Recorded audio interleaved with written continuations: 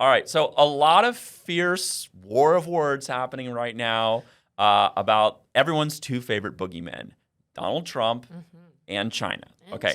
Let's talk about China first. Are we? China. It's from China. That's where it's from. If only I could do impressions. A lot of talk about these Winter Olympics coming. I think in February of 2022, they're going to be in Beijing. And if you believe what the Washington Post writes, what did they call? What did Trump call the Washington Post? No, not the failing New York Times. The Washington Post.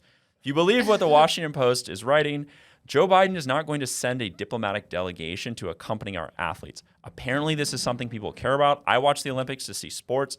Maybe there are like 3 people who watch it to see if the State Department is there. Honestly, had no idea that delegates even go. Yeah. Okay. But this is allegedly a shot across the bow about China's human rights abuses.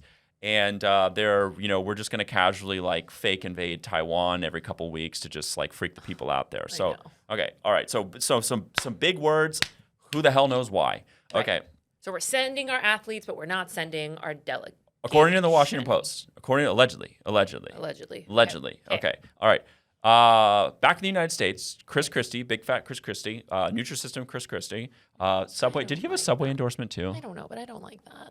He's a politician. I know. He's a politician. I don't like Chris Christie, but I don't like the whole fat rhetoric. Everyone likes Call Chris me Christie. a crazy, empathetic liberal. Sorry. Everyone likes Chris Christie. All right. Chris Christie gave an interview to Axios with some fighting words for Trump and Trump supporters. But also not. Embrace debate. So he was asked about all of these wannabe Republican presidential candidates, the Ron DeSantis's, the Nikki Haley's, the Mike Pompeo's. A lot of them, when they're asked if they're running for president, even though they're already in Iowa and New Hampshire and raising money, they say, well, I'm just going to defer to, President Trump. And if he doesn't get in, I'll get in. And if he does get in, I'm done. Okay. Chris Christie about that said, quote, those people who say they will defer to Donald Trump have disqualified themselves from being president. So I agree.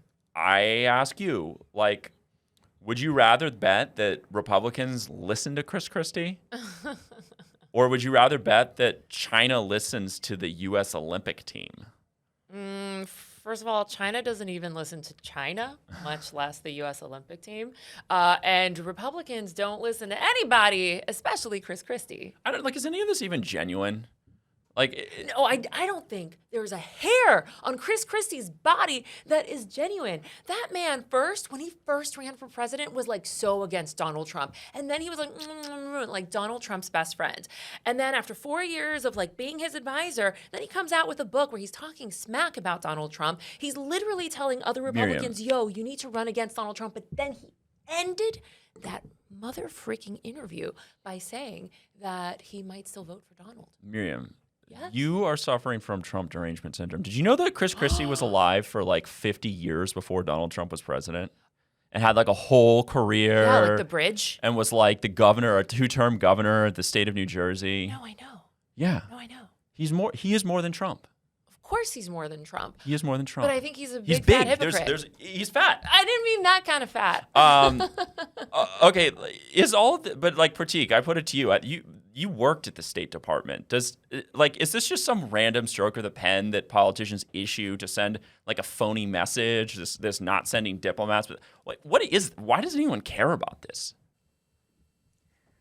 Well, I mean, look, there are different ways in diplomacy that you can signal certain things. Now, obviously, I think that the message here is that the Biden administration does want to show disapproval of China's human rights abuses, but they kind of want to do it in a way that won't really harm Americans, whether on the economic front or so forth. It's not the worst measure. I would probably favor a tougher line on China's human rights approach.